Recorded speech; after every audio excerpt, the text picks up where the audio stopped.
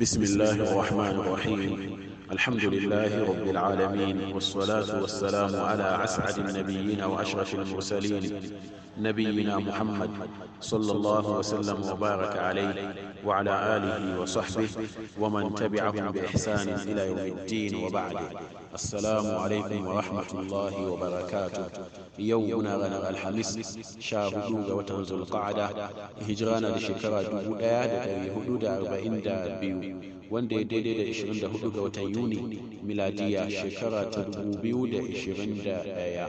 Hadisi mu na yau عن أنس بن مالك رضي الله عنه عن النبي صلى الله عليه وسلم قال: إن عظم الجزاء مع عظم البلاء، وإن الله إذا أحب قوما ابتلاهم، فمن رضي فله الرضا ومن سخط فله السخط. رواه الترمذي وحسنه الألباني.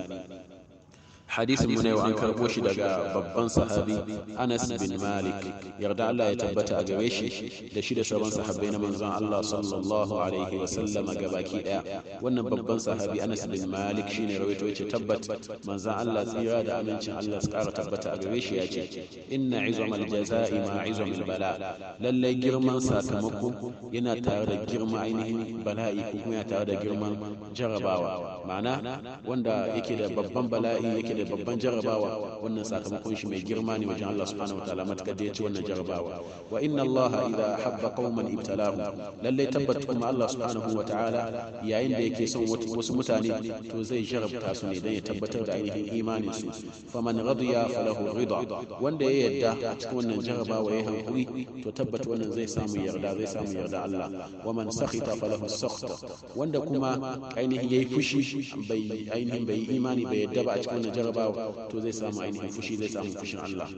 Ma'anar hadisin kenan takeici Allah subhanahu wa ta'ala ya fahimtar da mu.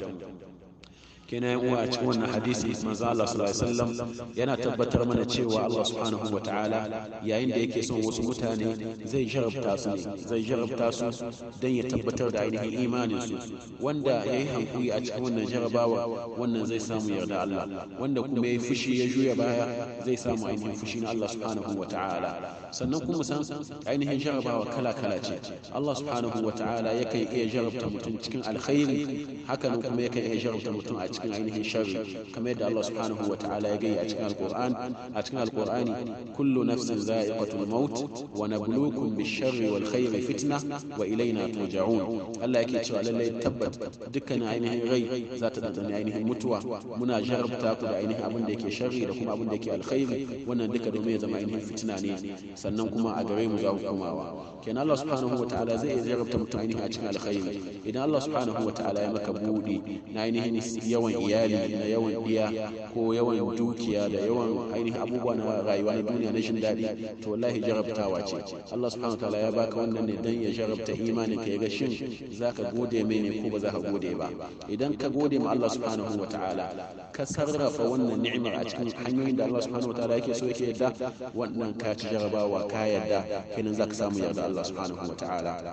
Idan kuma mutum ya juya baya yake ainihin sarrafa wannan ni'ima cikin hanyoyin da Allah subhanahu wataala yake so, wannan kamar ya juya ma Allah subhanahu wataala baya, yayi fushi, kenan zai samu fushin Allah subhanahu wataala. Haka nan kuma Allah subhanahu wataala zai iya jarabta ainihin bawon shi ainihin ta bangaren ainihin na abin da muke gani na sharri, misali mutuwar ainihin dangi, ko ainihin jarabtawa a cikin lahiyar gangar jiki, a cikin iyalai, a cikin abokanin zama, a cikin dukiya da sauransu. Wannan domin Allah subhanahu wataala ya tabbatar da ainihin yi imanin mutum, shin mutum zai hankuri na kwarai wanda ya dace ya samu yarda Allah, ko a'a mutum zai fushi ne ya samu ainihin fushin Allah subhanahu wa ta'ala. Kina yan uwa, abin da ake bukata a gare mu kasance ainihin masu yi ma Allah subhanahu wa ta'ala godiya a kowane lokaci yayin da muke cikin ni'ima, hakanan kuma yayin da muke cikin jarabtawa mu kasance masu hankuri na kwarai, kamar yadda manzo Allah sallallahu alaihi wasallam ya gai.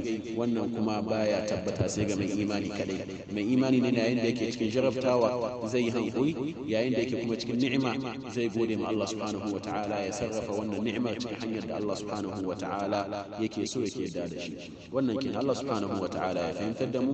Allah subhanahu wa ta'ala nake roƙo ya samu daga cikin bayin shi na kwarai na gari, wanda suke suna yi mishi ainihin godiya yayin da suke cikin ni'ima, hakanan kuma suna yin hankuri yayin da suke cikin ainihin jarabtawa. Allah ya samu daga cikin masu sauraron magana tare da aiki da mafi kyau daga cikin inda muka yi daidai Allah subhanahu wa ta'ala ya karba da gare mu, inda muka yi kuskure Allah subhanahu wa ta'ala ya yafe mana. Marigaya da suka riga mu na musulmai Allah subhanahu wa ta'ala ya yafe musu, Allah ya ji kansu, Allah ya sa su huta.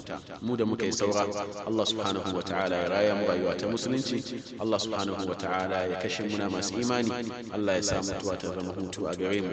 Musulmi da ke cikin halhalu kala kala Allah subhanahu wa ta'ala ya yayi, Allah shine mai yayi damuwa.